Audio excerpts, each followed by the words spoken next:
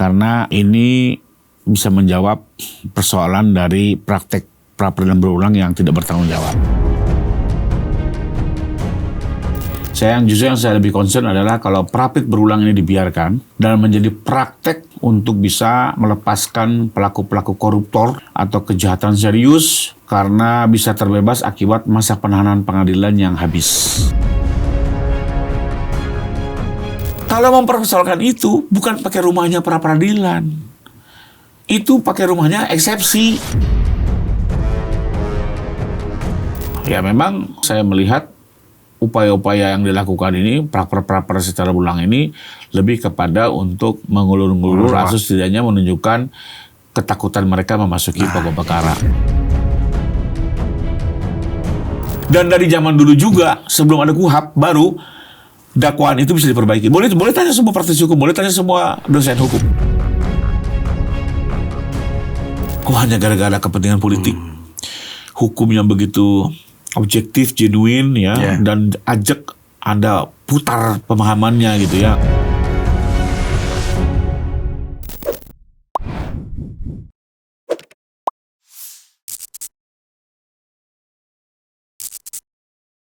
Selamat datang lagi pemirsa di Meja Besar ini, On The Table, OTT. Ini podcast yang selalu menghadirkan topik-topik inspiratif dan edukatif dengan narasumber-narasumber juga yang kompeten, yang selalu menghadirkan pencerahan buat pemirsa dimanapun berada. Dan pemirsa, hari ini kita akan membicarakan topik yang saya kira sudah hampir 1 tahun lebih, bahkan mau masuk ke tahun kedua, persoalan ijazah Pak Jokowi yang dituduhkan palsu oleh Roy Suryo dan teman-teman. Belakangan ini pemirsa mungkin sudah hampir jenuh dan bahkan merasa putus asa menantikan kepastian hukum dari proses ini karena ada pra-pid 1, 2, 3, 4 yang diajukan oleh Roy, lalu Tifa yang bahkan statusnya udah tersangka juga masih mengajukan pra-peradilan. Banyak yang bingung, tapi ada informasi terbaru edaran dari Mahkamah Agung. Ada surat edaran SEMA Mahkamah Agung yang akan menjawab kegamangan dalam proses ini terutama. Karena ini bisa jadi contoh jurisprudensi untuk perkara lain. Apakah boleh orang membuat pra-peradilan sehingga perkara pokoknya jadi terkesan terkatung-katung gitu. Dan persis di hari kita mengadakan perbincangan ini, Hakim Tunggal Pengadilan Negeri Jakarta Selatan memutuskan menolak pra-peradilan yang diajukan oleh Dr. Tifa. Lalu pertanyaannya adalah bagaimana dengan pra-pid kedua Dr. Tifa dan juga rencana Roy Suryo yang menurut informasi akan mengajukan pra-pid ke-5 dan seterusnya. Nah, kita akan bahas ini dengan praktisi hukum, pakar hukum juga, lawyer senior yang kebetulan saat ini menangani perkara ini dari pihak Pak Joko Widodo. Selamat datang Bang Rifai. Terima kasih sudah diundang kembali. Sumringah hari ini ya. Senang bisa mengisi acara di On The Table. On The Table. Ini agak senang hari ini kelihatannya. Enggak juga. Saya senang karena hari ini ada Justice Snack di meja ini. Kesukaan saya tahu goreng gitu ya. Dan mumpung istri saya tidak tahu, jadi saya sudah dilarang banyak minyak, tapi ya boleh-boleh saja karena ini Justice Snack ya. Kedua, memang saya senang karena akhirnya Mahkamah Agung segera bersikap dengan diterbitkannya surat edaran SEMA 3 tahun 2026. Karena ini bisa menjawab persoalan dari praktek pra-peradilan berulang yang tidak bertanggung jawab. Saya untuk perkara, bukan bicara untuk perkara Pak Jokowi yang kebetulan saya tangani Pak ya. Justru yang saya lebih concern adalah kalau pra-pid berulang ini dibiarkan dan menjadi praktek untuk bisa melepaskan pelaku-pelaku koruptor atau kejahatan serius karena bisa terbebas akibat masa penahanan pengadilan yang habis. Seperti kita lihat kan sekilas begini, seolah-olah dengan adanya pra-peradilan maka sekalipun dakwaan sudah didaftarkan di pengadilan maka tidak bisa disidangkan sampai pra-peradilan selesai. Sementara orang yang tidak bertikat baik pra-peradilannya dilakukan berulang-ulang. Dan salah satu contoh adalah kasus Pak Roy. Sudah mau 2 bulan sidang pokok perkara tidak berjalan. Kenapa menjadi bahayanya begini? Dalam perkara-perkara kejahatan berat atau koruptor, itu kan dilakukan penahanan biasanya. Nah, penahanan itu sudah dimulai pada saat pertama kali dakwaan dilimpahkan ke pengadilan. Hari itu kewenangan penahanan sudah beralih di pengadilan. Sementara pengadilan itu hanya boleh menahan 3 bulan. Dengan catatan berarti persidangan ini bisa diselesaikan dalam waktu 3 bulan, kan begitu. Betul. Tapi bayangkan kalau perkara sudah dilakukan penahanan berjalan, argonya berjalan, tapi persidangan tidak bisa dimulai karena pra-prit yang berulang-ulang sampai 2 bulan. Apa akibatnya? Pada saat pra-pritnya selesai, sudah masuk bulan kedua, baru mulai persidangan, 1 bulan berjalan apa? Harus dilepaskan demi hukum. Sementara persidangan masih membutuhkan waktu kan? Yep. Tapi penahanan hanya tersisa 1 bulan. Akibatnya apa? Mereka ini harus dilepaskan. Kalau orang ini tidak lari, kalau lari, bandar narkoba, pembunuh berantai, pasti akan lari pada saat dilakukan bebas demi hukum. Dampak hukumnya mengerikan. Mengerikan. Walaupun Jadi, pertimbangannya kemanusiaan. saya pikir bukan soal kemanusiaan. Jadi gini, kebetulan gini Bang, kami juga kebetulan nih, saya dapat kesempatan juga sebagai salah satu pengurus di Peradi. Kami juga dulu yang mendorong agar pasal pra-peradilan diubah. Zaman dulu, semua bentuk pra-peradilan itu gugur manakala perkara sudah diperiksa di pokoknya. Ya, contoh, masuk dalam penyidikan, lalu kita melihat ada penahanan atau penyitaan yang tidak tepat, lalu kita lakukan pra-peradilan. Itu zaman dulu sering ada praktek, ya, ke penyidik dengan jaksa berkoordinasi sehingga akhirnya apa? Berkas segera diterima.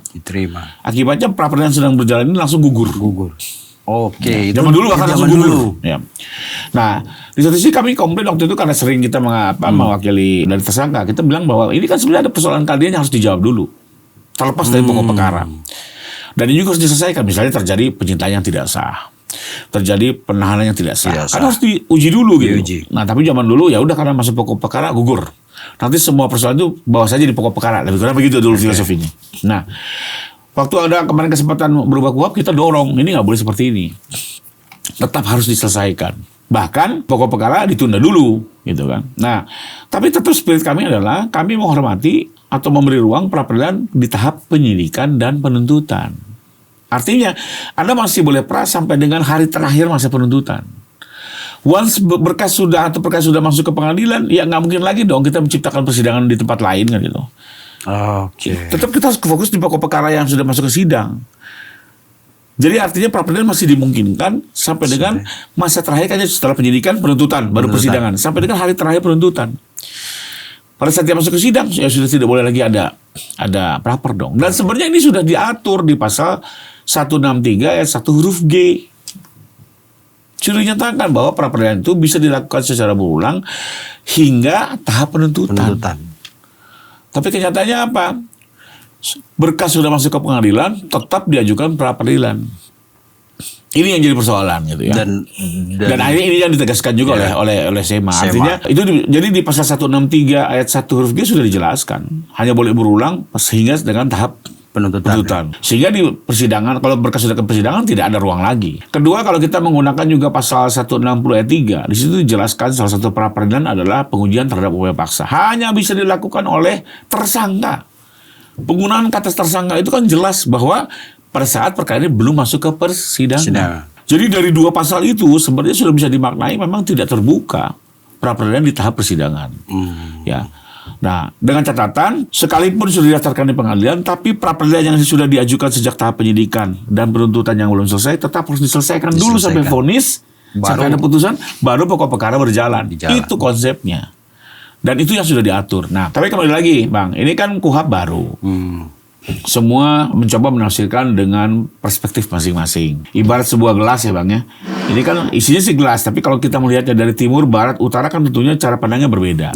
Bagaimana cara hakim melihat, cara polisi melihat, cara jaksa melihat. Nah ini yang memang biasanya dalam dunia praktek ini akan diluruskan. Ya. Apalagi kan penyusunan KUHP ini kan sebenarnya juga bukan ujuk-ujuk muncul Bang. Betul.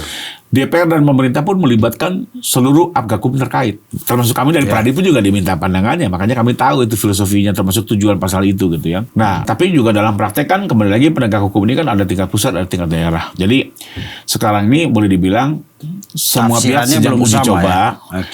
Persepsinya masih banyak yang berbeda di lapangan dan inilah tugas kita untuk saling melakukan konsolidasi dan sosialisasi. Nah, termasuk akhirnya sekarang menjadi perhatian terhadap praktek pra-peradilan yang dilakukan berulang oleh Pak Roy S.S. ini ya. dan akhirnya menjadi perhatian. Terutama waktu itu saya mengomentarinya bukan terkait dengan perkara Pak Jokowi. Kalau Pak Jokowi saya nggak begitu riskan. Karena pertama tidak ditahan. Kedua, mau sampai mana sih peradilannya? Tak ikutin. Lebih kurang kan gitu kan. Orang terbatas juga kok. Kalaupun sekarang ada alasan peradilan kan itu terbatas. Paling 10 kali. Gitu ya. Bahkan ini juga bisa membuat para hakim kesal. Karena disuruh memeriksa berkas yang tidak berdasar atau tidak substansial, tidak relevan juga. Jadi seperti memain-mainkan para hakim kan gitu kan. Nah, tapi justru saya melihat kalau ini tidak segera diluruskan, yang saya takutkan tadi dimanfaatkan untuk kejahatan berat yang bisa mengakibatkan mereka ini dilepaskan akibat masa penahanan yang terbatas karena persidangan tidak kunjung dimulai kan gitu ya. Ini yang justru riskan. Sehingga waktu itu saya bilang di banyak media, saya bilang ini perlu jadi perhatian Tim 9. Siapa Tim 9? Tim 9 ini adalah orang-orang yang mewakili penegak hukum terkait sebagai tim kecil yang mendrive perumusan KUHAP. Ya, dan ini ada perwakilan dari masing-masing, dari Mahkamah Agung ada, dari Kejaksaan ada, dari Kepolisian ada, ya, dari Kemenkumham ada, dari DPR ada. Ini yang kita harapkan justru mensosialisasikan kepada masing-masing institusinya, gitu ya. Nah, dan akhirnya dengan perkembangan yang ada, Mahkamah Agung segera mengambil sikap, dan Mahkamah Agung juga tidak hanya mengeluarkan sema tentang ini loh ya, ada 2 sema yang dikeluarkan, nomor 3 dan nomor 4. Nomor 3 membahas tentang pra-peradilan ini, nomor 4 tentang putusan bebas yang tidak bisa dilakukan upaya hukum. Ini pun menarik gitu ya. Saya ulas sedikit. Zaman dulu, sekalipun orang sudah bebas, masih bisa dilakukan upaya hukum. Sehingga dulu ada istilah bebas murni dan bebas tidak murni. Ya. Sementara kalau kata Prof. Edi Haris itu kan, yang ada di semua negara nggak ada istilah putusan bebas murni atau tidak murni. Yang ada bebas susu murni. Ya. Ini bercandanya Prof. Edi Haris gitu ya. Sehingga menurut beliau praktek Indonesia ini menjadi aneh. Putusan bebas masih bisa diuji. Kenapa? Pada saat orang dibebaskan, di sini negara tuh memiliki kesalahan. Sampai bisa menyeret orang, menyidangkan orang, bahkan sudah menahan orang sementara orangnya tidak bersalah. Sehingga seharusnya bicara tentang hak asasi manusia, negara harus segera memulihkan. Sesegera mungkin. Ini sudah kesalahannya sudah terjadi berdampak. Gak boleh lagi orang ini tertunda keadilannya hanya gara-gara proses upaya hukum. Ya. Bahwa soal hakim ini integritasnya masih perlu diuji itu persoalan lain. Jangan gara-gara kita tidak yakin dengan integritas hakim pengadilan negeri, tapi mengakibatkan hak masyarakat terabaikan. Makanya di negara manapun setiap putusan bebas itu harus segera dieksekusi dan tidak ada upaya hukum lagi. Bebas ya bebas saja. Bebas saja. Karena nggak mungkin lagi dia menunggu-nunggu lagi kepastian hukumnya gitu dengan upaya hukum lanjutan. Nah, tapi di Indonesia kan prakteknya tidak seperti itu. Nah, waktu perumusan kemarin tuh Prof. Edi, Wamenkum, dan juga Bang Habib dari Komisi 3 ingin diluruskan kembali seperti kaidah di berbagai negara. Bahwa pada saat negara salah itu harus segera mengambil alih, segera memulihkan. Sehingga tidak boleh lagi ada upaya hukum terhadap putusan bebas. Tapi apa yang terjadi? Dalam praktek, kejaksaan tetap aja upaya hukum. Menariknya, Bang, ada yang ngajuin banding, ada yang ujug-ujug langsung kasasi. Itu aja udah gak seragam. Zaman dulu tuh kalau bebas masih mungkin apa kasasi. Sekarang lebih menarik lagi. Ada yang ambil kasasi, ada yang bilang banding. Padahal KUHAP bilang sudah tidak boleh. Saya waktu kemarin juga membingungkan, gimana sih? Kan sudah dirumuskan bersama di Tim 9. Kok ternyata ada penegak hukum lain yang kayaknya nggak seirama dengan perumusan ini. Sosialisasinya biar jalan berarti. Nah, akibatnya apa? Mahkamah Agung terpaksa lagi mengeluarkan surat SEMA nomor 4 untuk membahas ini. Jadi kembali lagi, Mahkamah Agung juga mencoba menjaga agar jangan sampai tujuan perbaikan KUHAP ini tidak sesuai atau tidak berjalan sebagaimana mestinya, atau dimanfaatkan oleh orang-orang yang tidak bertanggung jawab. Salah satunya terkait dengan pra-peradilan berulang. Dan saya pikir ini sangat bagus sekali ya. Intinya SEMA ini menegaskan hukum yang sudah ada. Ada dari sebelah bilang, oh kok Mahkamah Agung membuat pengaturan, bukannya itu kewenangan KUHAP? Saya bilang, Mahkamah Agung bisa mengeluarkan surat edaran yang intinya adalah pertama, mengisi kekosongan hukum, atau memberikan penegasan. Petunjuk. Justru di sini menurut saya dia tidak mengisi kekosongan. Dia tidak mengisi kekosongan hukum. Dia melakukan penegasan. Karena sebenarnya sudah ada di tadi 163 ayat 1 huruf G bilang apa? Hanya sampai dengan tahap penuntutan Anda boleh mengajukan pra. Dan ini harus tetap diputus sekalipun perkara pokok sudah didaftarkan. Tapi pada saat perkara sudah didaftarkan, Anda jangan lagi mengajukan pra dong. Ini kan sudah masuk ke pokok perkara. Ya, kedua bahwa yang bisa melakukan pra adalah tersangka. Itu di 160 ayat 3. Tapi kan ditafsirkan seolah-olah nggak ada batasan gitu ya. Yeah. Bahkan dilakukan pra-peradilan secara berulang. Ini yang akhirnya ditegaskan dan diluruskan oleh Mahkamah Agung, dan menurut saya ini langkah yang sangat baik ya. Jangan sampai ini berdampak terutama bagi perkara-perkara yang saya bilang yang memang patut untuk ditahan ya, karena kemungkinan melarikan diri juga cukup besar ya, pelaku narkoba, pembunuhan gitu ya. Jangan sampai dimanfaatkan oleh ini menarik banget Bang. Kemarin kan kita karena framingnya kasus ijazah Pak Jokowi yang dituduh palsu oleh Roy itu, jadi kita mikirnya cuman bagaimana mencegah atau memberi batasan kepada Roy kan. Ternyata jauh lebih besar dampak hukumnya ya. Betul. Surat edaran ini. Saya untuk perkara Roy kan kita di internal juga diskusi. Untuk perkara Roy saya bilang nggak usah ragu mau sampai kemana sih peranya. Bahkan buat saya ini menarik juga kok, para hakim menjadi tidak suka juga dengan dikerjain seperti ini kan gitu. Dan ini bisa menjadi insentif buat kita loh. Kalau teman-teman hakim sudah tersinggung ya. Tapi kembali lagi saya melihat kepentingan lebih besar. Betul. Dan apalagi saya terlibat juga menjadi salah satu yang menjadi tim penyimbang memberikan banyak masukan kepada Komisi 3 terkait dengan perumusan KUHP, sehingga waktu itu saya cukup serius membahas ini. Bahkan saya juga membahas dengan banyak guru besar, kolega-kolega hakim, mendiskusikan ini apa benar ini yang dimaksud gitu kan. Dan ini justru membuat repot juga teman-teman hakim yang menjalani pra-peradilan ini ya. Dan saya paling khawatir adalah kalau ternyata juga ada hakim yang belum memahami ini secara komprehensif, tidak memahami filosofinya kenapa terjadi pengumpulan pasal, sementara ini diputus oleh hakim tunggal dan tidak ada upaya hukum. Artinya kalau sesat ini kan bahaya, nggak ada koreksi. Takutnya jadi presiden dan diikuti oleh hakim-hakim lain. Nah, tapi juga saya cukup happy waktu kemarin PN Jakarta Selatan ternyata mengeluarkan putusan di pra-per kedua yang cukup keras. Rapid kedua. Ya, intinya kan sebenarnya searah dengan ini. Searah dengan KUHP, searah dengan SEMA. Dia bilang apa? Bahwa Prapit yang dilakukan secara berulang adalah merupakan penyalahgunaan lembaga pra-peradilan dan merupakan upaya untuk menghalang-halangi penegakan hukum, pemeriksaan pokok perkara. Kalimat menghalang-halangi itu seperti dalam bahasa Inggris itu obstruction of justice loh. Itu lampu merah buat tersangka. Itu sudah lampu merah, sudah peringatan keras. Ya, di pra-per kedua. Di pra-per ketiga bicara ganti rugi, hakim belum masuk ke substansi. Beliau hanya bilang kurang pihak, harusnya Kementerian Keuangan dilibatkan. Ya. Nah, ini pra-per yang keempat belum muncul kan. Lalu muncul pra-per Butiva juga tegas. Ya, seirama dengan KUHP, seirama juga dengan SEMA. Tadi aku baca keputusannya, udah benar ini. Dia menyatakan itu tidak diterima. Dia tidak masuk ke arena itu karena pertama bahkan cukup tegas. Beliau bilang bahwa pertama, ya itu pasal 160 ayat 3. Pada saat berkas sudah didaftarkan, Anda tuh terdakwa bukan lagi tersangka. Artinya apa? 160 ayat 3 yang boleh hanya tersangka kok. Itu kan jelas. Terus kedua, dan itu ada pasalnya. Lalu kedua, dia bilang juga bahwa yang menjadi menarik, substansi yang dipersoalkan ini bukan substansi pra-peradilan. Ini substansi eksepsi. Kenapa? Saya jelasin, Bang. Yang ruang lingkup pra-peradilan itu terbatas. Yaitu pertama, menguji adanya upaya paksa, penangkapan, penahanan, penyitaan. Dua, menguji terjadinya penghentian penyidikan atau penuntutan. SP3 ini dikeluarkan sah atau enggak, diujilah di pra. Itu 158 itu Bang. Nah, betul 158. Lalu berikutnya lagi dalam hal meminta ganti rugi atau rehabilitasi. Berikutnya lagi dalam hal misalnya adanya laporan polisi yang nggak berjalan, itu bisa diuji, gitu ya. Termasuk juga menguji terkait soal pembantaran. Penahanan yang dialihkan menjadi perawatan. Ya. Terbatas. Sementara kalau abang lihat, apa sih substansi pra-peradilannya Bu Diva? Itu pasal 3235. Kenapa langkah jaksa kok malah melakukan perbaikan, bukan melakukan banding? Itu isinya. Padahal dimungkinkan oleh undang-undang gitu. Kalau mempersoalkan itu, bukan pakai rumahnya pra-peradilan. Itu pakai rumahnya eksepsi. Kan tadi saya bilang, pra-peradilan hanya terbatas ini, Bang.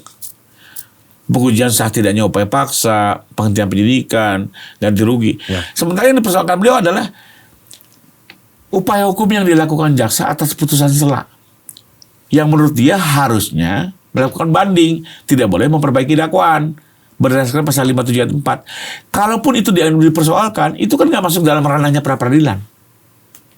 Ah, ini clear kalau begini penjelasannya. Makanya hakim bilang apa? Error in jurisdiction. Jurisdiction. Salah kamar Anda. Kalaupun Anda mempersoalkan ini, Anda harusnya mengujinya melalui eksepsi. Saya sudah bilang ini sebelum ada putusan, Bang. Dari 2 minggu lalu di berbagai televisi saya ditanya, saya bilang kalau mempersoalkannya itu harusnya di eksepsi perlawanan. Pada saat perkara masuk, Pak Hakim, saya merasa dakwaan ini nggak boleh dilanjutkan pemeriksaannya. Kenapa? Karena perbaikan yang didaftarkan ini salah. Harusnya dia banding ke PT, bukan dengan memperbaiki dan mengajukan dakwaan. Itu kan harusnya dieksepsi, Bang, di pokok perkara. Loh, ini masuk ke pra peradilan. Sementara pra peradilan ruang lingkupnya terbatas dan nggak ada kategori itu terkait dengan upaya hukum yang dilakukan oleh jaksa. Betul. Itu kan upaya hukum yang dilakukan oleh jaksa. Tidak masuk kategori ini. Makanya hakim itu bilang di dalam pertimbangan eksepsi, error in jurisdiction. Artinya Anda salah kamar. Yang Anda ributkan ini harusnya diajukan di eksepsi, bukan di pra peradilan. Dan benar, apa yang sudah saya kaji muncul jadi putusan hari ini. Dan menurut saya semua penegak hukum akan memahami kok. Kalau kita objektif ya melihat, kalaupun itu dianggap keberatan. Ya, sekalipun juga saya berpandangan sudah tepat langkah jaksa. Karena nyata-nyata kok dasar hukumnya ada, jaksa punya kewenangan untuk memperbaiki dan mengajukan kembali. Kedua, hakim setelah mengetok menyatakan itu kok ada 2 pilihan. Anda boleh banding berdasarkan pasal 206 atau Anda melakukan perbaikan berdasarkan pasal 57 ayat 4, selesai. Jadi kalau saya sih semakin kesini semakin melihat, ya memang saya melihat upaya-upaya yang dilakukan ini pra-per secara berulang ini lebih kepada untuk mengulur-ngulur atau setidaknya menunjukkan ketakutan mereka memasuki pokok perkara. Ya. Nah, yang tadinya saya agak menghargai pra peradilannya Bu Tiva terkait dengan yang pertama ini, tapi pada saat saya juga baru dengar mengajukan pra-per kedua mempermasalahkan pasal 32, 35 saya akhirnya mengambil suatu pandangan bahwa ini terjadi dalam bahasa psikolog emotional contagion. Apa itu? Rasa ketakutan yang menular. Yang tadinya ketakutannya ada di Pak Roy, sekarang mulai menular ke Ibu Tiva. Kenapa? Awalnya kan Bu Tiva confident masuk ke pokok perkara. Pak Roy pra-peradilan, berarti perbedaan bersikap dalam hari pokok perkara. Sekarang ternyata Bu Tiva ikut-ikutan dengan bikin pra-per kedua. Kok ikut-ikutan? Loh, pasal 32, 35 kan sudah ada di dakwaan pertama kali. Kok waktu pertama beliau tidak melakukan pra-per? Di proses penyidikan itu ya? Enggak, pada saat dakwaan pertama kali belum ada putusan selah nih. Ya. Sudah ada kok pasal 32, 35 dalam dakwaan. Waktu itu Anda tidak melakukan pra-per, Anda masuk ke pokok perkara. Oh, harusnya di situ. Di situ dong, kalau betul dia mau menguji. Ya, dulu dia memilih untuk tidak menguji, artinya confident. Nah, sekarang tahu-tahu bikin pra-per kedua tentang ini. Buat saya kok jadi aneh, nggak konsisten lagi gitu ya. Dan akhirnya ya, ini kok jadi kayak meniru gayanya atau upayanya Bang Roy dalam menghadapi perkara ini. Dan kembali lagi sih kalau buat saya semakin menunjukkan rasa takut dari kedua orang ini ya. Karena kalau betul-betul confident, yakin ijazah ini palsu, memiliki semua bukti, saatnya harusnya show di persidangan dong. Betul. Ya, tapi dengan melari-lari menghindar ya semua orang tahu lah. Ya, bahkan saya pikir juga masyarakat luas juga gergetan dengan situasi seperti ini. Karena selama ini kok tiap hari di televisi rajin banget kalau bicara memfitnah gitu ya. Menghina, memfitnah, menuduh. Tapi pas dibawa ke persidangan kok lari-lari semua gitu kan. Ada apa ini kan gitu kan. Ya ini publik yang menilai lah. Dan saya juga lihat di berbagai komentar netizen kan ya boleh dibilang agak kesal dengan situasi seperti ini. Dan ya kebetulan hari ini sudah diluruskan oleh Mahkamah Agung. Mudah-mudahan juga upaya-upaya ini bisa berakhir dan kita langsung masuk ke pokok perkara. Bang, sorry, ini kan banyak pemirsa yang masih bingung. Roy sama Tiva, kalau Tiva kan jelas dia udah terdakwa. Kalau Roy? Sudah juga. Oh, berarti sebenarnya tidak punya hak lagi untuk mengajukan pra. Betul, saya dari awal sudah bilang nggak bisa. Berdasarkan tadi pasal 163 ayat 1 huruf G, yang hanya membatasi 2 tahap, penyidikan dan penuntutan. Kedua, penggunaan kata tersangka. Tersangka. Bukan terdakwa. Tersangka itu di penyidikan. Artinya, belum masuk dalam persidangan. Nah, kalau pertamanya, tapi menurut putusan MK, sebelum dimulai sidang pertama, maka belum bisa disebut sebagai terdakwa. Enggak juga, putusan MK nggak bicara seperti itu. Putusan MK bilang begini, gugurnya pra peradilan itu setelah perkara mulai disidangkan, bukan sekedar didaftarkan. Itu putusan MK di rezim KUHP lama. Tapi pertanyaannya, apakah dengan didaftarkan perkara orang yang sudah berubah status menjadi terdakwa? Betul. Apa buktinya? Gampang. Perkara didaftarkan di pengadilan. Hakim menunjuk majelis. Majelis menunjuk memanggil orang, memanggil terdakwa. Pertanyaannya, dalam panggilan sidang, ini belum sidang loh ya, jadi baru didaftarkan administrasi memanggil untuk hadir di sidang taruh 2 minggu berikutnya. Di dalam surat panggilan, dipanggilnya sebagai tersangka atau terdakwa? Terdakwa. Nah itu yang artinya apa? Sudah terdakwa, nggak perlu nunggu sidang. Dari modal surat panggilannya sudah kelihatan, pasti memanggil terdakwa. Kedua, ya tadi saya bilang dilakukan penahanan. Pada saat didaftarkan langsung ketua pengadilan melakukan perpanjangan penahanan, kan begitu kan? Ya. Atau penahanan lanjutan. Pasti surat penahanan menahan seorang terdakwa, nggak mungkin tersangka. Artinya status terdakwa sudah disematkan pada saat perkara ini didaftarkan. Itu sudah jelas kok gitu loh. Jadi beda ya dengan maksud putusan MK. Putusan MK itu bilang sidang dimulai baru peradilan gugur. Bukan hanya sekedar mendaftarkan. Ya kembali lagi ini kan mencoba-coba membangun persepsi yang berbeda dari sebuah fakta hukum, ya buat saya sah-sah saja. Tapi dalam kondisi demikian kan harus ada penengahnya, harus ada pemutus, yaitu hakim. Betul. Bang, kasih kita pemahaman sedikit untuk pemirsa, karena kan kemarin itu orang taunya kan kalau keputusan hakim ya selesai, ya kan, dan itu digaungkan oleh tim Tifa, ya kan, makanya keputusan sela kemarin dianggap ya Tifa udah bebas. Orang nggak paham ini putusan sela ini apa maksudnya. Mungkin perlu kalau abang kan pasti udah paham. Tapi pemirsa kita masih ambigu karena ya Tifa selalu bilang kan kemarin udah digugurkan dakwaannya. Kenapa dilanjutin lagi gitu? Sudah ada dianggap putusan sela itu udah vonis sama seperti vonis. Nah, coba disampaikan secara sederhana Bang. Apa bedanya putusan sela sama vonis? Jadi orang nanti bisa memahami, oh benar kalau Prapitiva itu ditolak atau jaksa penuntut umum itu mengajukan perbaikan memang benar, bukan berarti Tivanya bebas gitu kan. Itu yang sampai sekarang masih jadi diskusi rame di sosial media kan. Lah kan Tiva udah gugatannya kan udah digugurkan kemarin, batal demi hukum. Oke, jadi mungkin secara sederhana dulu perlu dipahami yang namanya putusan sela dengan putusan akhir sesuatu yang berbeda. Namanya juga putusan sela, putusan akhir. Putusan sela itu berarti putusan yang muncul di tengah-tengah. Putusan akhir itu putusan yang final. Itu dulu. Ya, secara definisi aja udah berbeda. Nah, putusan yang kemarin dijatuhkan PN Jakarta Timur itu namanya putusan sela. Ya, putusan sela itu adalah sebuah keputusan yang dijatuhkan oleh hakim manakala atas sebuah dakwaan terdapat beberapa persoalan formalitas yang perlu diuji terlebih dahulu sebelum dimulainya pemeriksaan pokok perkara.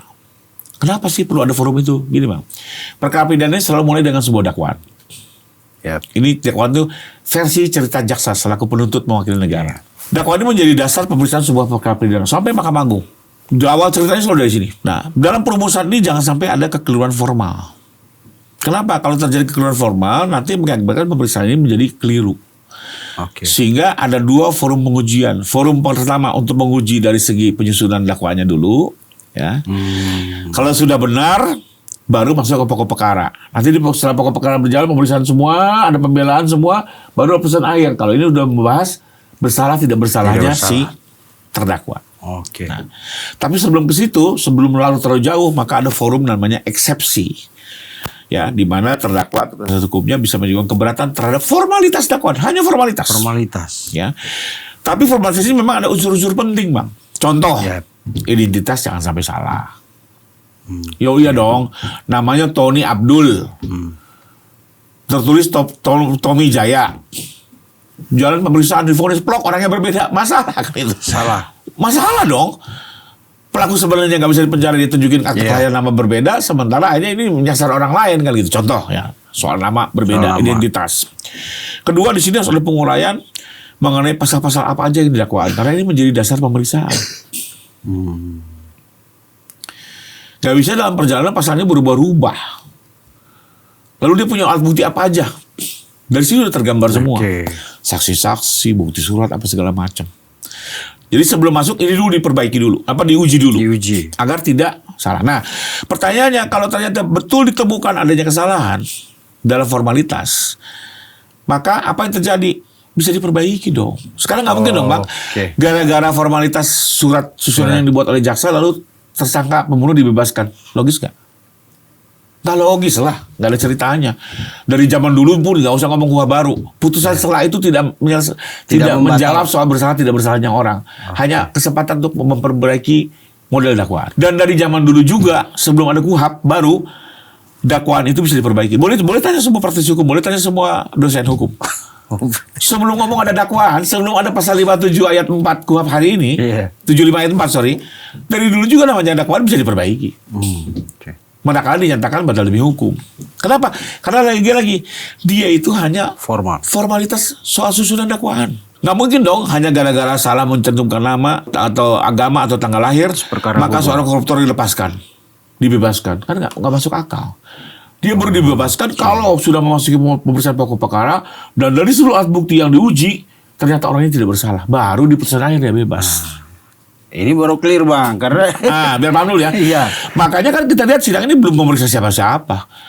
Belum mendengar keterangan Pak Jokowi, belum mendengar ahli-ahli, belum mendengar lapor, belum mendengar UGM. Masa ujuk-ujuk bebas? Gitu ya. Nggak masuk akal. Kenapa?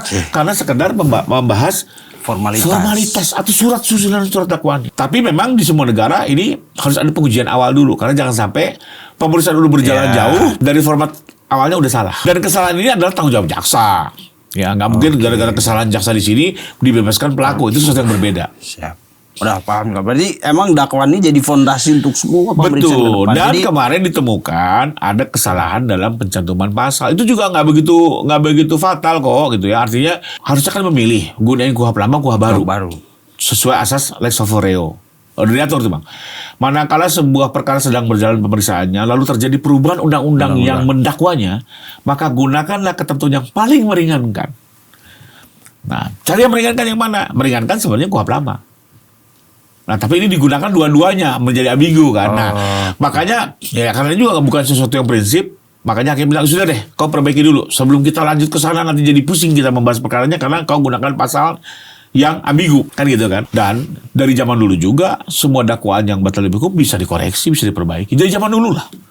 Bahkan sekarang di 75 ayat 4 ini lebih keras. Anda hanya boleh memperbaiki sekali loh. Sekali.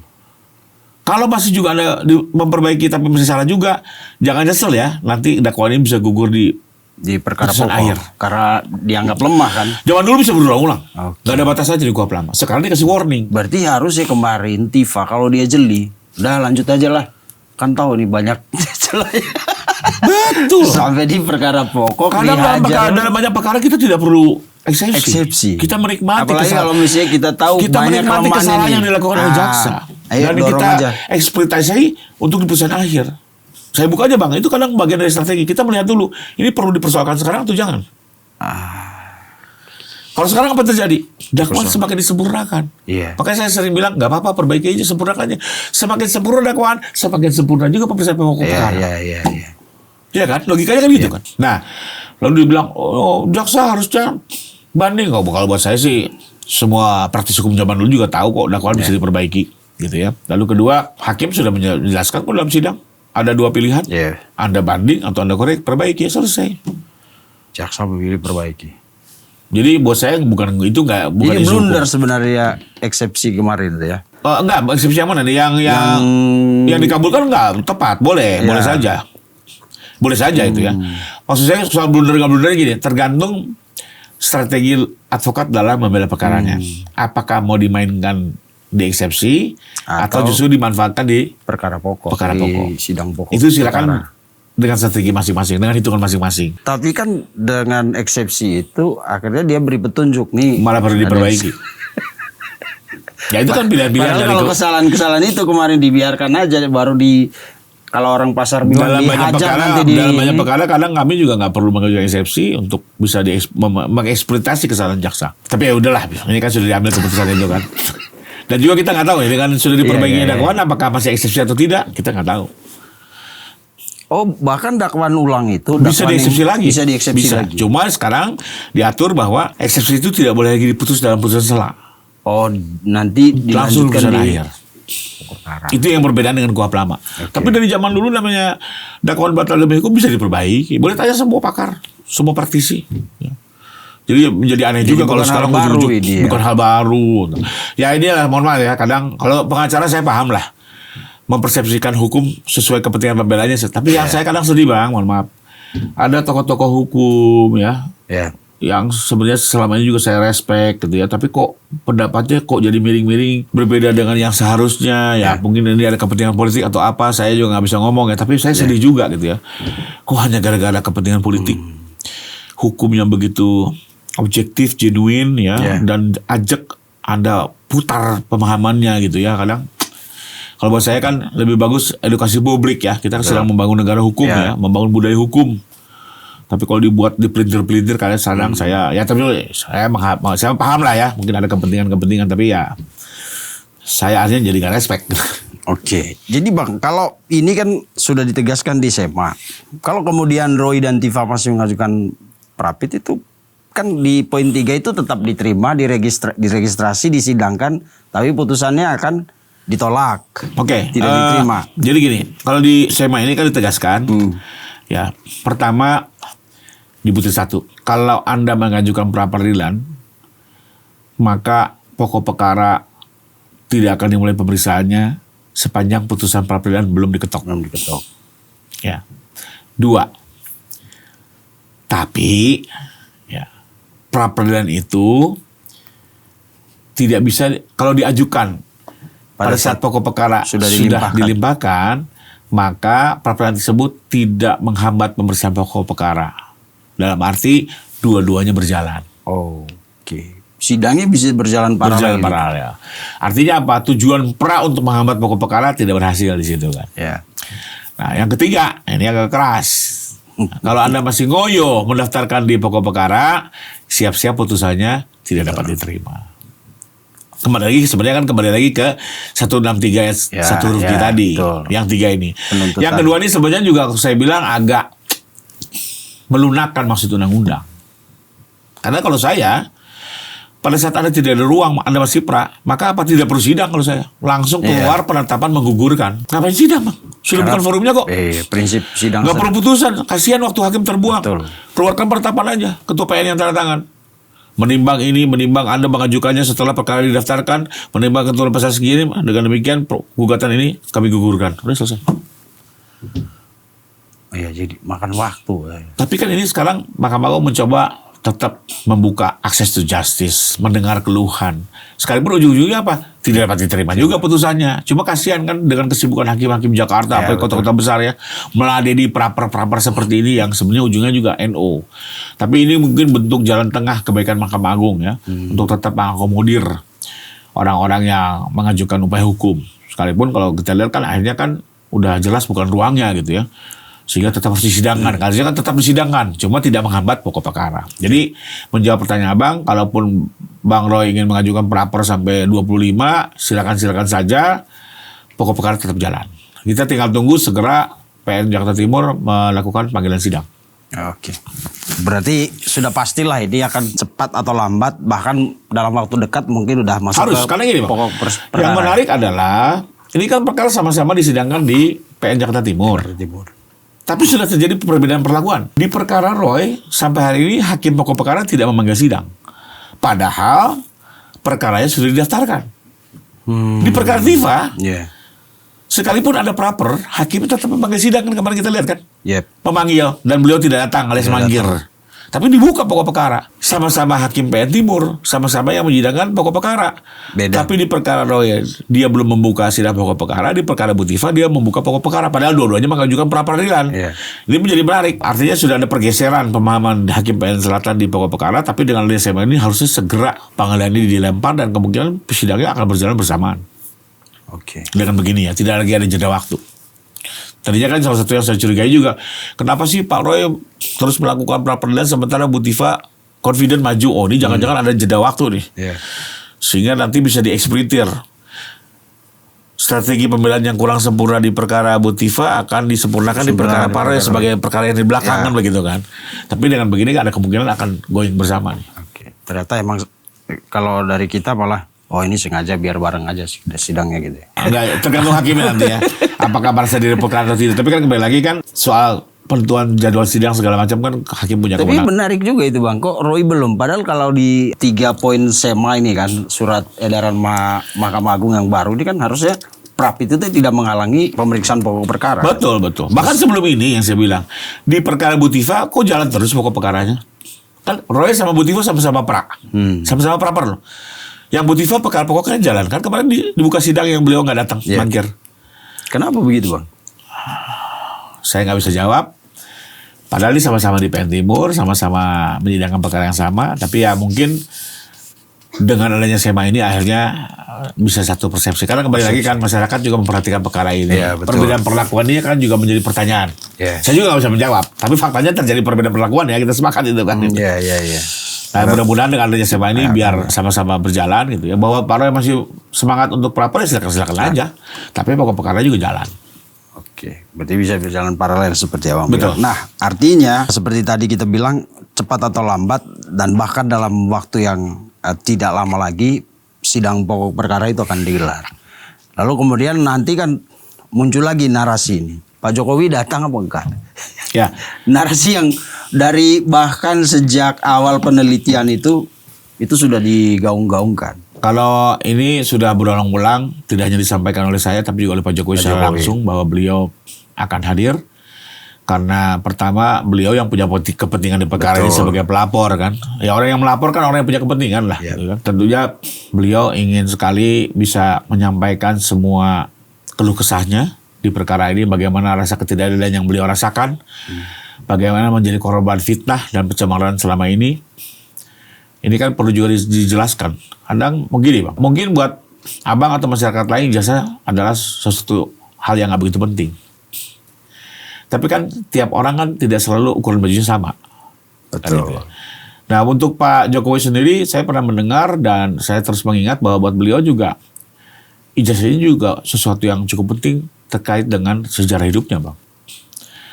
Dimana kita tahu bersama Pak Jokowi ini kan ada dalam satu tahapan dibesarkan dari keluarga yang boleh dibilang prasejahtera hidup, mohon maaf, di bantaran kali. Orang tuanya cukup terbatas. Sampai bisa mendorong pendidikan anaknya hingga bisa masuk ke satu universitas terkemuka. Ini kan juga perjuangan yang tidak mudah Bang. Ya. Nggak semua orang punya kesempatan yang sama. Dalam kondisi ekonomi terbatas bisa kuliah di kampus yang cukup baik. Ini ada dua persoalan. Selain soal ekonomi juga soal kemampuan anak ini tekad belajarnya gitu ya. Apalagi di lingkungan yang boleh dibilang prasejahtera ya. Tapi faktanya beliau bisa masuk UGM menyelesaikan. Tidak hanya merupakan satu prestasi atau kelebihan yang ditunjukkan Pak Jokowi sebagai anak muda dalam kondisi ekonomi yang terbatas, tapi juga bagaimana kerja keras orang tuanya dalam kondisi yang terbatas bisa menaikkan level pendidikan anaknya, kan ini juga sesuatu yang menarik. Bahkan sampai hari ini kan masih diperjuangkan oleh pemerintah. Ya, di daerah-daerah kumuh itu kalau bisa ada pendidikan yang maju agar bisa merubah kehidupan keluarga. Nah ini kan sesuatu yang menjadi torehan sejarah dalam hidup dia. Tahu-tahu dengan semudah itu hanya gara-gara kepentingan politik yang gak bertanggung jawab, menuding, memfitnah, gak kuliah, ijazah palsu, ini kan konyol banget. Ini juga berkait dengan perjuangan kedua orang tuanya gitu ya. Jadi buat beliau memang ingin betul-betul diluruskan selain untuk bicara apa kebenarannya, kedua juga untuk menjaga nama baik bangsa ini gitu. Bahwa tidak pernah ada seorang presiden menggunakan ijazah palsu gitu kan. Jadi buat saya bisa memahami waktu Pak Jokowi bilang, saya dengan terpaksa Mas Rif mengajukan upaya hukum, saya bisa memahami. Bahkan beliau juga di beberapa kesempatan, saya tidak melihat Pak Roy ini sebagai lawan saya. Saya juga dibilang berat hati untuk melaporkan ini. Tapi mau tidak mau, inilah forum yang bisa menjawab semua persoalan. Dan bahkan beliau bilang, di sidang pun nanti kalau ada kesempatan beliau akan menyatakan memaafkan tindakan Pak Roy dan segala macam. Yang beliau cari adalah soal kepastian terkait ijazah ini. Dan agar nama baiknya dipulihkan. Jadi nggak adalah niat menyusahkan ya. Bahwa orang akan bertanggung jawab atas perbuatannya, semua ada tanggung jawab sosial, ada tanggung jawab agama juga gitu kan. Silakan bertanggung jawab kepada yang maha kuasa atas semua tindak lanjut hidup kita di dunia ini ya. Tapi artinya Pak Jokowi nggak ada no hard feeling lah. Sudah memaafkan.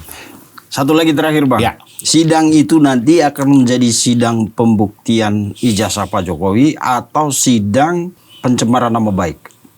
Oke. Kira-kira ini yang Itu pertanyaan yang sering. Iya kan, nah, orang bilang nanti kan ijazahnya nggak diuji di sana. Pertama, nah ini perlu saya jelasin dulu, Bang. Iya. Sampai hari ini tidak pernah ada sebuah institusi yang menyatakan ijazah Pak Jokowi palsu. Nah, ini dia. Saya ulang ya, tidak ada satu institusi pun, baik pemerintah ataupun swasta, apalagi yang memiliki otoritas yang menyatakan ijazah ini palsu. Silakan dicek di mana pun. Yang menyatakan ini hanya beberapa gelintir orang yang selama ini memang memainkan isu. Ya, di dalam hukum itu ada istilah namanya presumptio justi causa. Ya, artinya apa? Ya, sebuah produk keputusan Tun itu tetap dinyatakan sah sebelum dinyatakan sebaliknya oleh sebuah pengadilan. Artinya hari ini ijazah Pak Jokowi adalah asli. Karena belum ada. Dan ini kaidah hukum yang berlaku universal. Ya. Sebelum ada pengadilan dia bilang, yang menyatakan ini palsu, maka ijazah tetap dinyatakan asli. Atau secara hukum adalah ijazah, tidak pernah ada ijazah palsu, yang ada ijazah asli. Nah pertanyaannya, termasuk kedua, saya tambahkan lagi. Sudah dilakukan upaya pelaporan di Baris Krim. Solo, Baris Krim. Ya, Sekarang oleh TPUA. TPUA. Dilakukan pemeriksaan segala macam. Lapor, mendengar keterangan saksi, melihat semua alat bukti administrasi perkuliahan dari UGM. Penyelidik kesemuanya apa? Tidak diketemukan tindak pidana. Artinya, tidak ada pemalsuan. Itu otoritas loh. Ya. Jadi artinya apa? Memang tidak persoalan dengan ijazah Pak Jokowi. Secara yuridis maupun secara ketatanegaraan. Yang ada hanya segelintir orang berbicara. Nah, pertanyaannya, kenapa pusing-pusing dengan asli atau palsu? Wong faktanya hari ini asli kok. Nah, Pak Jokowi justru ingin ini dibuka secara terang benderang. Sekalipun secara yuridis Secara tadi, yuridis. kaidah hukum ataupun ketatanegaraan bahwa ijazah ini asli, sah, karena tidak pernah ada satu institusi yang bilang ini palsu, tapi beliau ingin ini dibuka seterang-terangnya. Bagaimana caranya? Satu-satunya forum adalah dengan terpaksa menuntut orang-orang yang selama ini menyebar fitnah. Oke. Karena dengan menuntut tidak pidana fitnah ini, maka terbukalah persoalan apakah ijazah ini palsu atau tidak. Kenapa? Karena salah satu pasal yang dakwaan adalah pasal fitnah. Fitnah itu apa sih? Apa yang disebarluaskan merupakan kebohongan. Atau bisa dalam perkara ini adalah tuduhan ijazah palsu ini adalah kebohongan. Nah, jaksa harus membuktikan bahwa tuduhan ijazah palsu ini tidak benar. Ya dong, kan sekarang yang mendakwa jaksa sebagai mewakili negara ya. Jaksa harus membuktikan kepada persidangan, Pak Hakim, yang dilakukan oleh para tersangka ini adalah fitnah. Karena yang disebarluaskan adalah kebohongan. Kata Hakim, memang nyatanya apa? Nyatanya ijazahnya asli kok. Mana buktinya? Disitulah akan dibuka semua. Jaksa mau tidak mau akan membuka seluruh alat bukti yang menyatakan ijazah ini asli. Maka ini perkara ini hampir sebagian besar saksi ini dari Jogja dan Solo, dalam arti teman-teman kuliah, teman-teman SMA, dosen-dosen yang berada di Jogja, otoritas UGM, dekan, rektor, semuanya dari Jogja. Ini semua didengar keterangannya, termasuk alat bukti surat yang segitu banyak itu, administrasi perkuliahannya, KRS-nya, KHS-nya, pembayaran, wah macam-macam lah semua ada di situ ya. Itu semua dihadirkan untuk meyakinkan hakim bahwa ijazah ini clear, asli. Karena itu apa? Orang ini terbukti melakukan fitnah. Masuk tuh pasal. Itu. Jadi betul yang diuji adalah soal fitnah, tapi untuk membuktikan fitnah mau tidak mau harus dibuktikan keaslian ijazah ini. Oke. Karena dengan dibuktikan dengan asli ijazah, maka isu yang dilempar selama ini adalah fitnah. Fitnah. Itu logika hukumnya. Ya. Jadi mau tidak mau, inilah forum yang terbaik. Karena kan gimana sih, sesuatu yang asli kan nggak mungkin disidangkan, Pak. Akhirnya kita gunakan dengan pasal fitnah ini, sambil juga kita meminta pertanggungjawaban dari si pelaku. Bagaimana Anda sudah melakukan fitnah, bagaimana pertanggungjawaban hukumnya. Jadi satu kali upaya hukum, tapi semua persoalan terjawab. Dan hanya ini forum satu-satunya. Kenapa? Karena di perkara pidana lah soal kepalsuan itu diuji. Kan ada beberapa pakar. Pakai tun aja, pakai perdata. Memang pernah ada perkara pemalsuan digugat secara perdata atau tun. Saya kaget tuh, guys lu Pak Gais. Saya nggak mau komentar lah ya. Beliau juga senior saya. Saya lihat sih harusnya ini perkara perdata di bawah itu menurut beliau. Justru saya bilang kalau Anda menggugat ke tun, saat itu Anda sudah menyatakan itu asli. Bang, salah satu untuk mengetahui secara logika ini palsu atau asli adalah bahwa itu tidak diterbitkan oleh orang yang berhak. Betul nggak, Bang? Yeah. Abang punya KTP, abang kasih ke saya. Saya bilang itu KTP palsu. Salah satunya apa? Bahwa KTP itu tidak dikeluarkan oleh kelurahan. Iya kan? Iya dong. Yeah. Saya tanya Pak Lurah, Pak Lurah ini produk Anda? Bukan. Saat itu saya bilang palsu. Saya tanya Pak Lurah ini diterbitkan oleh Bapak? Iya. Yeah. Apakah saya masih bisa ini palsu? Ya enggak lah, asli dong. Tapi ini bisa dibatalkan ke Petun kalau penerbitannya tidak memenuhi persyaratan. Contoh, untuk penerbitan KTP, Anda harus melampirkan kartu keluarga, surat keterangan RT, membayar biaya. Ternyata surat keterangan RT ini nggak pernah dikeluarkan nih. Artinya kekurangan persyaratan, maka bisa dibatalkan. Bisa dibatalkan. Beda ya, sesuatu yang tidak memenuhi persyaratan dengan sesuatu yang palsu itu sesuatu yang berbeda. Beda. Kalau palsu tidak diterbitkan oleh pihak yang berwenang. Tapi kalau yang tidak memenuhi persyaratan, betul, dia asli. Dia dikeluarkan oleh otoritas yang berwenang, tapi tidak memenuhi persyaratan. Itu pun juga tidak bisa disebut palsu. Yang bisa dilakukan adalah dibatalkan. Dibatalkan pun berlaku ke depan. Jadi kembali lagi, pertama, ini kan kita isunya palsu asli, bukan soal tidak memenuhi persyaratan kan gitu kan. Nah, itu pasti di perkara pidana dong. Kalau di perkara itu kok jadi aneh. Karena pada saat Anda menggugat si lurah untuk KTP, berarti Anda sudah mengakui KTP ini diterbitkan oleh lurah. Kalau diterbitkan oleh lurah, ya bukan palsu dong. Itu logikanya gitu. Karena itu saya tidak setuju untuk menguji ini di bawah Ketun. Paling benar ya acara pidana. Kenapa lagi? Kedua, dalam perkara perdata atau tunbang, dia hanya menguji formalitas. Dia tidak masuk ke substansi. Contoh, dalam perkara perdata sengketa tanah, dengan Anda mengeluarkan sertifikat, sudah selesai. Sertifikat adalah alat bukti kepemilikan. Anda mau bicara apapun, ini alat bukti kepemilikan, maka Anda diakui sebagai pemilik. Tapi kalau dalam perkara pidana, sertifikat dimunculkan belum menjawab persoalan. Anda harus masuk lebih deep untuk menguji kebenaran material. Apakah benar sertifikat ini, penerbitannya dan segala macam. Itulah di pidana. Dia masuk ke kebenaran material. Sekalipun Anda punya sertifikat, tapi kalau ternyata misalnya Anda ini menerbitkan sertifikat setelah muncul hak pihak lain juga sertifikat di atas tanah itu, maka sertifikat yang berlaku kemudian kan dianggap tidak sah. Gitu. Nah, jadi pidana itu akan lebih deep, lebih masuk ke pengujian material.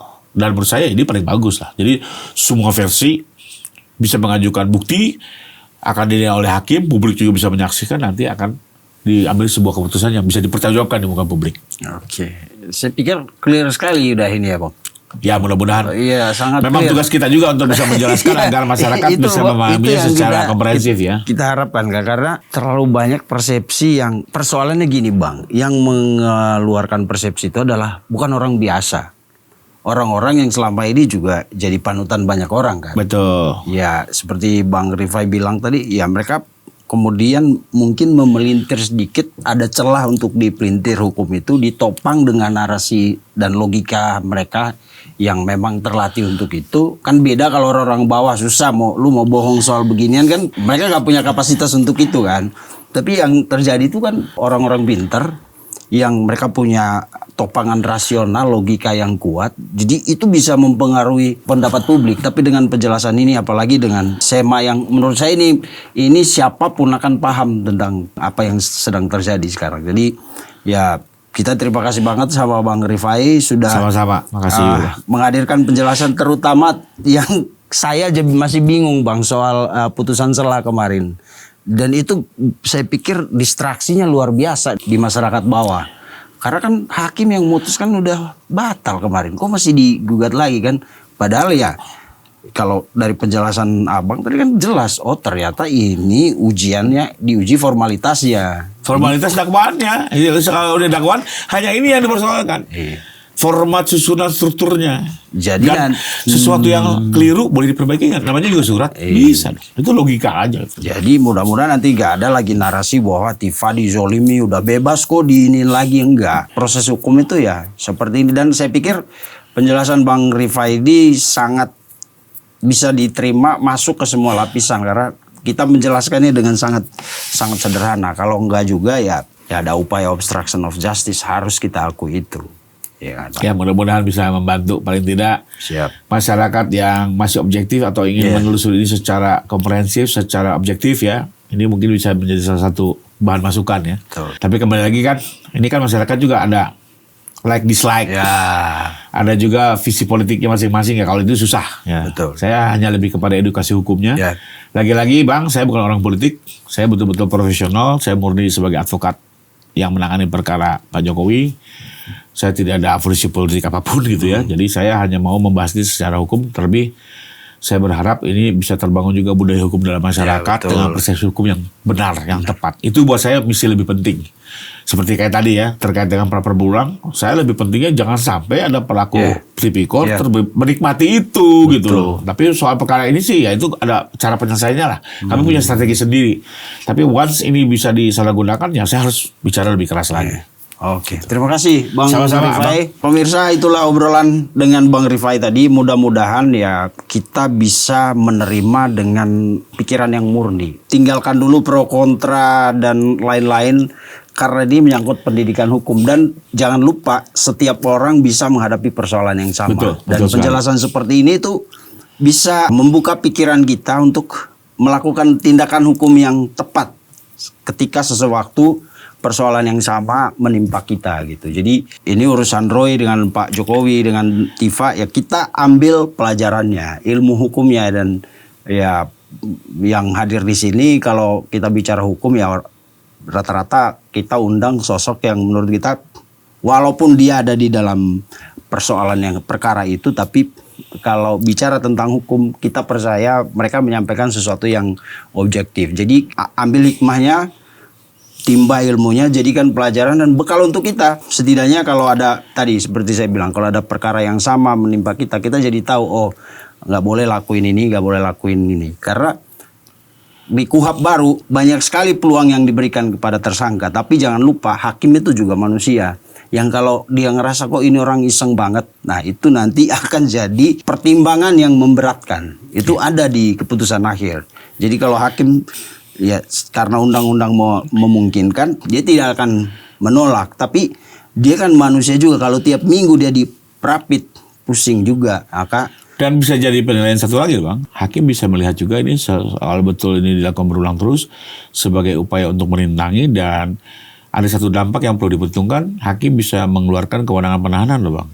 Ya, sekali lagi di luar polisi jaksa, hakim punya kewenangan independen untuk melakukan upaya paksa. Ini juga sesuatu yang bisa menjadi dampak loh kalau terus-terusan dilakukan.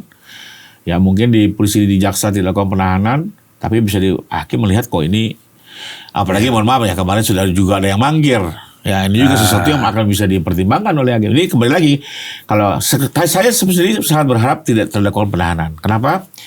Karena biar dilakukan pembuktian sebebas seluas-luasnya. Karena lagi Bang, kalau udah ditahan itu 3 bulan. Ada batas waktu. Sidang ini akan jadi cepat, speed trial. Akhirnya pembuktiannya pun tergopoh-gopoh. Saya justru pengen dibuka seluas-luasnya. Dikasih kesempatan seluas-luasnya ke semua pihak. Ayo lu punya bukti apa kalau nuduh palsu kan gitu kan. You mau cerita apa? Pramuka, ayo buktikan semua, pengen tahu kita. Kita ikutilah. Karena buat saya kebenaran adalah kebenaran. Apapun ceritanya gitu ya. Tapi kalau ada penahanan kan ini tergopoh-gopoh. Cuma kan kembali lagi, kalau praper terus dipanggil manggil, jangan salahin juga kalau hanya terjadi penahanan dan kita tergopoh-gopoh ya. Itu juga salah satu. Betul. Saya coba objektif lah Bang. Karena lagi-lagi buat Pak Jokowi juga nggak ada insentif untuk penahanan nggak. Tapi ya kita berharap lah semua pihak lebih objektif, lebih mau masuk ke persidangan, mempertanggungjawabkan semua perbuatannya. Ya dong harus gentle dong Bang. Ya, artinya dan kembali lagi Pak Jokowi juga sudah berkali-kali menyatakan dia tidak mengejar pemidanaan. Dia juga akan berpikir secara objektif gitu ya, termasuk akan memaafkannya. Tapi kita lihat sejauh mana ini akan berlangsung. Oke, terima kasih Bang. Itu tambahan satu lagi pemirsa. Jadi kadang-kadang kalau kita tersangka atau sudah jadi terdakwa ngeyel, udah tahan aja ini orang gitu kan kata hakim daripada. Dan beliau independen loh hakim, nggak bisa diintervensi ya. Tidak bisa diintervensi oleh siapapun. Gitu. Baik, sekali lagi terima kasih Bang Rifai. Sama-sama, saya udah boleh menikmati Justice Next ya. Iya. Kita tutup dulu. Terima kasih pemirsa, sampai jumpa di episode selanjutnya. Pasti kita pengen ekspresi mengedepankan estetika. jelas tadi mendengarkan